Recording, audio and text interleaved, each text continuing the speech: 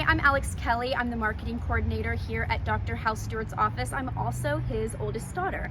I wanted to talk to you a little bit about my use of essential oils, Young Living essential oils. We're huge advocates and supporters of essential oils here at the office, but I actually had upper jaw surgery back in high school, years and years and years ago, but I, prior to that, would suffer from pretty frequent headaches because of just my TMJ and issues going on there. And so I would often take multiple Advils, multiple Tylenols a day, and I just knew that that wasn't healthy for me. So I started using Young Living Peppermint Oil, and I will still use it, you know, occasionally when the weather's bad, I might get a little headache and I will use it. I want to show you how I use peppermint oil to help temporarily relieve headaches. I will just take a little bit on my finger.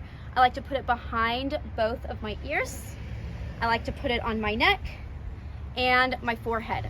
If it's a pretty severe headache or a migraine, I will put some on my thumb and hold it on the roof of my mouth for about 30 seconds. And it really does a wonderful job of just relieving that tension temporarily.